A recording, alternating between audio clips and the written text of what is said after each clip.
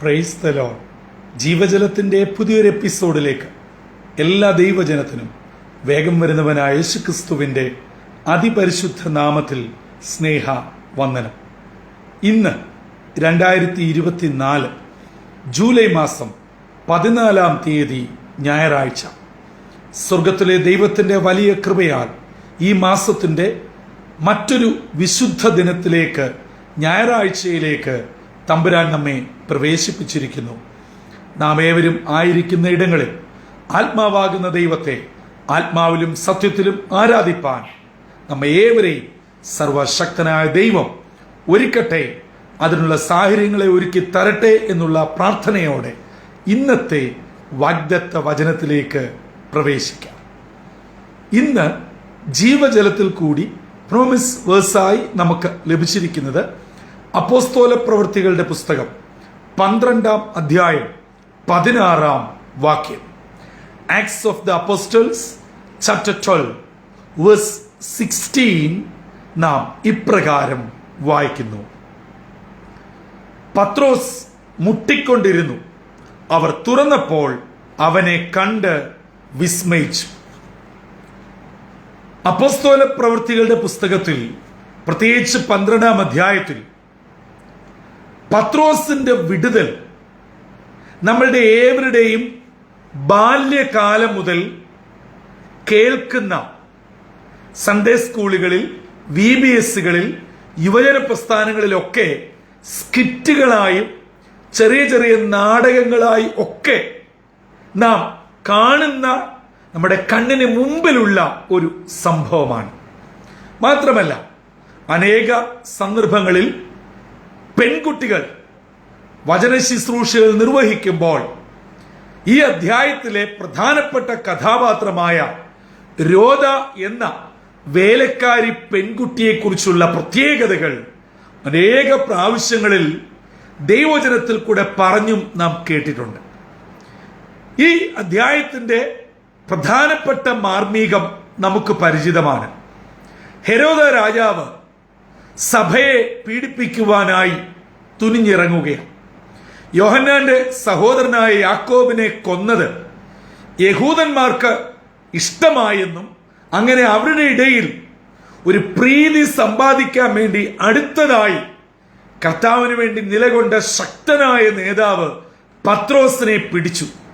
എന്നാൽ പെസഹായും തുടർന്നുള്ള ദിനങ്ങളും ആയതിനാൽ ഒന്നും ചെയ്യാൻ പറ്റിയില്ല. അത് കഴിഞ്ഞ് വിസ്തരിക്കുവാൻ വേണ്ടി 4 പേരടങ്ങുന്ന 4 കൂട്ടത്തെ ഒരു ദൈവ പൈതലിന് കാവലായി നിർത്തി.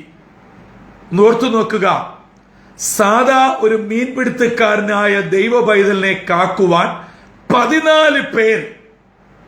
എന്നിട്ടെന്തെങ്കിലും ചെയ്യാൻ പറ്റിയോ? നാം ദൈവവചനം വായിക്കുന്നുണ്ട്. ആ വലിയ ജയിലിനകത്ത് കർത്താവിന്റെ ദാസൻ കിടന്ന് ഉറങ്ങുകയാണ്. അതായിരുന്നു ദൈവത്തിന്റെ പ്രത്യേകത. ഇന്ന് പ്രഭാതത്തിൽ എന്നെ കേൾക്കുന്ന ദൈവമക്കളെ, നിങ്ങൾ അനേക ദൈവവചനം കേൾക്കുന്നവരാ, പ്രാർത്ഥിക്കുന്നവരാ, ഇതുപോലെയുള്ള അനേക ധ്യാന പ്രസംഗങ്ങൾ ശ്രവിക്കുന്നവരാണ്, ആരാധന മുടക്കാത്തവരാണ്. പ്രശ്നങ്ങളുണ്ട് പ്രിയമുള്ളവരെ, വിഷമങ്ങളുണ്ട്. പക്ഷെ അതോർത്ത് ഉറക്കം നഷ്ടപ്പെടുത്തരുത്, ഭക്ഷണം വെടിയരുത്, കുടുംബത്തിന്റെ സന്തോഷം കളയരുത്, മുഖത്തെ ചിരി മായരുത്. നിങ്ങളെ കാണുന്നവർ നിങ്ങളുടെ പ്രശ്നത്തെയും നിങ്ങൾ ഇങ്ങനെ ആകമാനം വിഷമത്തിലും ആകെ പ്രതിസന്ധിയിൽ ഇരിക്കുന്നത് കണ്ട് അവർ പുറത്തു പറയത്തിലും അതാ അവർക്ക് കാണാൻ ഇഷ്ടം. അവരുടെ ഉള്ളം ചിരിക്കുകയാണ്. ഇവൻ ഈ ഗതിയിൽ എത്തിയല്ലോ. അല്ല, നീറുന്ന പ്രശ്നമുണ്ടെങ്കിലും ഉണ്ടല്ലോ, ഒരു വിധത്തിൽ പറഞ്ഞാൽ ഒരു 100 കോടി ലോട്ടറി അടിച്ചതുപോലെ, ലോട്ടറി അടിക്കുന്നതിനെ ഞാൻ പ്രോത്സാഹിപ്പിക്കുകയല്ല, ഒരു ഉദാഹരണം പറഞ്ഞതാ. ലോട്ടറി അടിച്ച സന്തോഷം, വചനം പറഞ്ഞാൽ കൊയ്ത്തുകാലത്തിൽ അവർക്കുണ്ടായതിലും അധികം സന്തോഷം നമ്മളിൽ ഉണ്ടായിരിക്കണം. അല്ലാതെ പ്രശ്നത്തെ ഓർത്ത് ആകെ സങ്കടപ്പെട്ടിരിക്കാനല്ല കർത്താവ് നമ്മളെ വിളിച്ചത്. ഈ ദൈവദാസൻ കിടന്നുറങ്ങി. ദാനിയേൽ പ്രവചനത്തിൽ ദാനിയേൽ സിംഹക്കൂട്ടി കിടന്നുറങ്ങി. ഇത് യഥാർത്ഥമായി ദൈവത്തെ അനുഗമിക്കുന്ന ഭക്തന്മാർക്കേ പറ്റത്തുള്ളൂ. നാം വായിക്കുന്നു, ഒന്നാം വാതില്, രണ്ടാം വാതില്, പുറത്തെ വാതില്. നോർത്ത് നോക്കിയേ, ഉറങ്ങിയവൻ ഉണർന്നു, ഉണർന്ന് ഡ്യൂട്ടി ചെയ്യേണ്ടവർ ഉറങ്ങി. ഇതാണ് ദൈവത്തിന്റെ പദ്ധതി. ദൈവജനമേ, ഒരു കാര്യം ഈ വിശുദ്ധ ദിനം രാവിലെ ഓർക്കുക. നിങ്ങളെ ഏതെല്ലാം സാഹചര്യത്തിൽ കൂടെ ആരെല്ലാം പൂട്ടിയിട്ടാലും ആമത്തിലിട്ടാലും, നിങ്ങളെ ഏതെല്ലാം അകത്തെ തടവിലും ഏതെല്ലാം വിധത്തിലുള്ള സെക്യൂരിറ്റിയെ ആക്കിയാലും, തമ്പുരാന് നിങ്ങളുടെ മേൽ ഒരു പദ്ധതി ഉണ്ടെങ്കിൽ, നിങ്ങളുടെ മകന്റെ മേൽ, മകളുടെ മേൽ, ജോലിയെ, ഭാവിയെ, ആരോഗ്യത്തെ, സമ്പത്തിന്മേൽ, ദൈവകൃപയെ, നിങ്ങളുടെ ശുശ്രൂഷയിന്മേൽ ദൈവത്തിനൊരു പദ്ധതി ഉണ്ടെങ്കിൽ, നിങ്ങളെ ആര് പൂട്ടിയാലും തമ്പുരാൻ പുറത്തിറക്കും, വിടുവിക്കും. പത്രോസ് കാരാഗ്രഹത്തിലായി എന്ന് കേട്ടപ്പോൾ കൂടെ ഉണ്ടായിരുന്ന ദൈവജനം സഭാ ശ്രദ്ധയോടെ പ്രാർത്ഥിച്ചു. അതെ, മർക്കോസ് എന്ന് മറുപേരുള്ള യോഹന്നാന്റെ അമ്മ മറിയയുടെ ഭവനത്തിൽ ദൈവജനം ഒന്നിച്ചു കൂടി. അതെ, എനിക്ക് നിങ്ങൾക്ക് ഒരു പ്രശ്നമുണ്ടെങ്കിൽ അന്യോന്യം കുറ്റപ്പെടുത്തുവാനും പഴിചാരുവാനും കുത്തുവാക്ക് പറയുവാനും പറഞ്ഞ് പ്രചരിപ്പിക്കുവാനും ഗോസിപ്പ് ഇറക്കാനുമല്ല, ഒഴിവാക്കാനും ഒതുക്കുവാനും കോർണർ ചെയ്യുവാനുമല്ല ദൈവജനം പഠിക്കുന്നത്. കൂട്ടത്തിൽ ഒരാൾ വേദനയിൽ പെട്ടാൽ എന്ത് ചെയ്യണം? സഭ ശ്രദ്ധയോടെ ഒറ്റക്കെട്ടായി പ്രാർത്ഥിക്കണം. ഇതാ പത്രോസ് ഈ ഭവനത്തെ ലാക്കാക്കി പോകുക. പത്രോസിന് അറിയാം, എന്റെ കൂട്ടത്തിലുള്ളവർ എനിക്ക് വേണ്ടി പ്രാർത്ഥിക്കും. ഈ ഒരു ഉറപ്പ് പ്രിയമുള്ളവരെ നമുക്കുണ്ടോ? നമുക്കൊരു വിഷമം വന്നാൽ നമുക്ക് വേണ്ടി പ്രാർത്ഥിക്കാൻ ആരുണ്ട്? നമുക്കൊരു പ്രയാസം വന്നാൽ പ്രിയമുള്ളവരെ കൂട്ടുകാർ ഓടിപ്പോകും, ബന്ധുക്കൾ മാറി നിൽക്കും, എല്ലാരും ദൂരത്ത് നിന്ന് പാത്ത് മൊളിഞ്ഞു നോക്കിക്കൊണ്ടിരിക്കും. കുഴപ്പമൊന്നുമില്ല, അവർക്കും ഒരു വിധത്തിലും ഒരു ബുദ്ധിമുട്ടും വരത്തില്ല എന്ന് കാണുമ്പോൾ പതുക്കെ ചിരിക്കാനും വിളിക്കാനും വരാനും ബന്ധപ്പെടാനും തുടങ്ങും. പക്ഷേ യഥാർത്ഥമായി ദൈവത്തെ അറിയുന്ന ഒരു ദൈവ പൈതല് ഒരിക്കലും നിങ്ങളെ വിട്ടേച്ചു പോകത്തില്ല. ഇതാ പത്രോസ് യോഹന്നാന്റെ അമ്മ മറിയയുടെ ഭവനത്തിലേക്ക് എത്തുകയാ. അവിടെ ചെന്ന് അവൻ കതകിന് മുട്ടി. അവിടുത്തെ രോദ എന്ന് പറയുന്ന പെൺകുട്ടി, വേലക്കാരി കുട്ടി വന്ന് ശബ്ദം കേട്ടപ്പോൾ അവൾ മനസ്സിലാക്കി, ഇത് പത്രോസാണ്.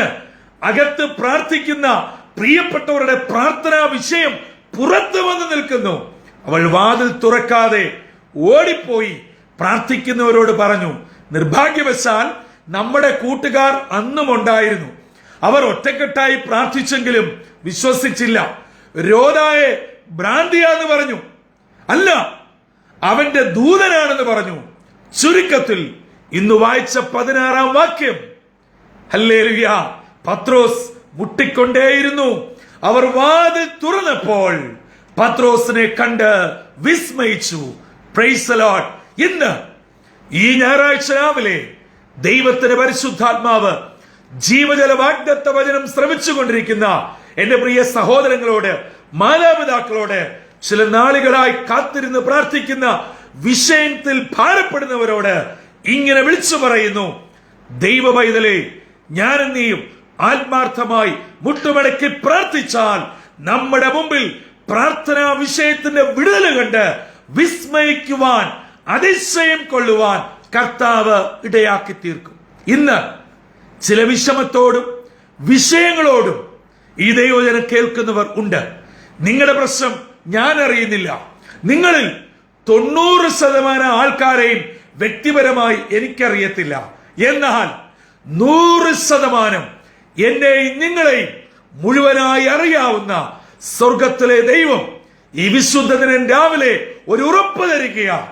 നിങ്ങളുടെ പ്രശ്നം എന്തുമായിക്കൊള്ളട്ടെ, നിങ്ങളെ പൂട്ടിയത്, കുടുക്കിയത്, ഒതുക്കിയത്, ഞെരുക്കിയത്, ഒഴിവാക്കിയത്, ഒറ്റപ്പെടുത്തിയത് ആരുമായിക്കൊള്ളട്ടെ, ഹെരോദ രാജാവിന്റെ കൂലി പട്ടാളത്തിന്റെ കയ്യിൽ നിന്നും പ്രാർത്ഥിച്ച ദൈവമക്കളുടെ അടുക്കലേക്ക് അവരുടെ പ്രാർത്ഥനാ വിഷയമായ പത്രോസിന് ഒരു പോറൽ പോലും ഏൽക്കാതെ കൊണ്ടെത്തിക്കുവാൻ കഴിഞ്ഞ സ്വർഗത്തിലെ ദൈവം നിങ്ങൾക്കെതിരെ ഏത് ശക്തിമാൻ, ഏത് പ്രബലൻ, ഏത് രാഷ്ട്രീയക്കാരൻ, ഏത് ആത്മീയക്കാരൻ, ഏത് കൂട്ടുകാരൻ, ഏത് ബന്ധു ആര് പടവാൾ ഉയർത്തിയാലും, നിങ്ങളെ തകർത്തെറിയുവാൻ കശക്കേറിയാൻ ശ്രമിച്ചാലും, നിങ്ങളുടെ കുഞ്ഞുങ്ങളുടെ ഭാവിയെ പിടിച്ചു കെട്ടുവാൻ, നിങ്ങളുടെ മക്കളുടെ വിവാഹം അടുപ്പിച്ചടുപ്പിച്ച് മുടക്കത്തക്കവണ്ണം പലവിധ ഗോസിപ്പുകൾ ഇറക്കുന്നവർ, നാളുകളായി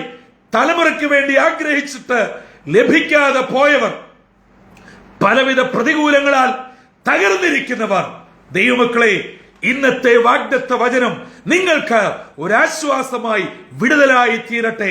അതെ, പ്രാർത്ഥിക്കുന്ന വിഷയം നിങ്ങളുടെ മുൻപിൽ ഒരു വിടുതലായി അത്ഭുത വിഷയമായി തീർന്ന് വിസ്മയത്തോടെ ആ പ്രാർത്ഥനാ വിഷയത്തിന്റെ വിടുതൽ സ്വീകരിച്ച് ദൈവത്തിന് സ്തോത്രം ചെയ്യുവാൻ ഏകദേശം 4 വർഷത്തോളമായി ജീവജലം ശ്രവിച്ചുകൊണ്ടിരിക്കുന്ന എന്റെ പ്രിയ ശ്രോതാക്കൾക്ക്, ദൈവമക്കൾക്ക് ഇന്ന് പകൽ തമ്പുരാൻ ഒരു അത്ഭുതം ചെയ്യട്ടെ. അതെ, നിങ്ങൾ പ്രാർത്ഥിക്കുന്ന വിഷയം ദൈവകരങ്ങളിൽ വെച്ച് ഈ അപ്പോസ്തല പ്രവൃത്തി 12-ാം അധ്യായം വായിക്കുക, അതിന്മേൽ കൈവെക്കുക. പ്രത്യേകിച്ച് ഇന്നത്തെ വാഗ്ദത്ത വചനമായ 16-ാം വാക്യത്തിൽ നിങ്ങളെ വലങ്കരം വെച്ച് പ്രാർത്ഥിക്കുക. കർത്താവേ, ഞങ്ങൾ ഈ വചനത്തിൽ വിശ്വസിക്കുന്നു. അതെ, ഏകദേശം 2000 വർഷത്തോളം പുറകിൽ നടന്ന ഈ സംഭവം 2024 ജൂലൈ 14 ഞായറാഴ്ച എന്റെ ഭവനത്തിൽ എന്റെ മകൻ, എന്റെ മകൾ, എന്റെ കുഞ്ഞുങ്ങൾ, എന്റെ സ്ഥാപനം, എന്റെ ആരോഗ്യം, എന്റെ ഭാവി, എന്റെ പ്രാർത്ഥനാ വിഷയത്തിൽ ഇന്ന് സംഭവിക്കണം. ഞാനത് വിശ്വാസ കണ്ണാൽ ഏറ്റെടുക്കുന്നു, വിശ്വസിക്കുന്നു. അതങ്ങനെ തന്നെ നിങ്ങൾക്ക് സംഭവിക്കട്ടെ. പ്രാർത്ഥനയോടെ, സ്തോത്രത്തോടെ സ്വീകരിച്ച് ദൈവരാജ്യത്തിന് വേണ്ടി നിലകൊള്ളുവാൻ, കർത്താവിന് വേണ്ടി സാക്ഷികളായി തീരുവാൻ നിങ്ങളെ ദൈവം ഒരുക്കട്ടെ. അങ്ങനെ ഈ ദിനം വിടുതലിന്റെയും അനുഗ്രഹത്തിന്റെയും സമാധാനത്തിന്റെയും അതിലേറെ പ്രാർത്ഥനാ വിഷയത്തിന്റെ ഉത്തരത്തിന്റെ സ്തോത്ര ദിനവുമാകുവാൻ സർവശക്തനായ ദൈവം നമ്മെ ഏവരെയും ഒരുക്കട്ടെ. അതിന് നമ്മെ തന്നെ താഴ്ത്തി ദൈവകരങ്ങളിൽ ഏൽപ്പിക്കാം, തലകളെ വണക്കാം, പ്രാർത്ഥിക്കാം. പരിശുദ്ധനായ ദൈവമേ, സ്വർഗീയ പിതാവേ, ഹെരോദ രാജാവിന്റെ പട്ടാളത്തിനോ അവരുടെ ജയിലിന്റെ 3 ഗേറ്റുകൾക്കോ താഴുകൾക്കോ ഒരു പ്രാർത്ഥിക്കുന്ന ദൈവ പൈതലിനെ, കർത്താവിന്റെ ദാസനെ പിടിച്ചുകെട്ടുവാൻ കഴിയുകയില്ല എന്നും, ഒറ്റക്കെട്ടായി പ്രാർത്ഥിക്കുവാൻ ദൈവജനമുണ്ടെങ്കിൽ പ്രാർത്ഥനയുടെ മധ്യത്തിലേക്ക് പ്രാർത്ഥനാ വിഷയത്തെ വിടുതലോടെ കൊണ്ടുവരുവാൻ കഴിയുമെന്ന് ഇന്നത്തെ വാഗ്ദത്ത വചനത്തിൽ കൂടെ ഞങ്ങളെ കേൾപ്പിച്ചതിനായി സ്തോത്രം. അപ്പാ, ഞങ്ങളിൽ പലരും ഇതുപോലെ അനേക വിഷയങ്ങളാൽ ചുറ്റപ്പെട്ട് ബന്ധിക്കപ്പെട്ട് ഒന്നും പറ്റാത്ത അവസ്ഥയിൽ കുടുങ്ങിക്കിടക്കുകയാ. അപ്പനവിടുന്ന് ദൂതനെ അയക്കണമേ, ഞങ്ങളുടെ വിലാപ്പുറത്ത് തട്ടണമേ, ഞങ്ങളുടെ ബന്ധനങ്ങളെ തുറന്ന് പുറത്ത് കൊണ്ടുവന്ന് ഞങ്ങൾ വിടുതൽ പ്രാപിച്ച് ഞങ്ങളുടെ പ്രാർത്ഥനാ സഹാരികൾക്ക് ഒരു സാക്ഷ്യമായി സ്തോത്രത്തിന് വകയാക്കി തീർക്കണമേ. ദൈവവചനം കേൾക്കുന്ന ഏവരെയും അനുഗ്രഹിക്കണം, സ്വർഗീയ നന്മകൾ കൊണ്ട് പൊതിയണം. ഇന്നത്തെ ദിനം അനുഗ്രഹത്തിന്റെ ദിനമാക്കി മാറ്റണമെന്ന് യേശു ക്രിസ്തു മൂലം അപേക്ഷിക്കുന്നു. കൃപയോടെ കേട്ട് ഉത്തരമരുളുമാറാകണമേ. ആമീൻ, ആമീൻ, ആമീൻ. പ്രിയ ദൈവമക്കളെ, ഇന്നത്തെ വാഗ്ദത്ത വചനം നമ്മുടെ ഹൃദയത്തിൽ സ്വീകരിക്കുക, പ്രാർത്ഥനയോടെ ഏറ്റെടുക്കുക. ഇതുപോലെ ഇന്ന് നമ്മുടെ പ്രാർത്ഥനാ വിഷയങ്ങളുടെ മേൽ കർത്താവ് സംഭവിച്ച് വിടുതൽ നൽകട്ടെ. നിങ്ങളെ ഏവരെയും സർവകൃപാലുവായ ദൈവം അനുഗ്രഹിച്ച് ദൈവകൃപയാൽ നടത്തട്ടെ. കർത്തൃ ശുശ്രൂഷയിൽ നിങ്ങൾക്കൊപ്പം brother Santhosh Kodukulanji. God bless you all.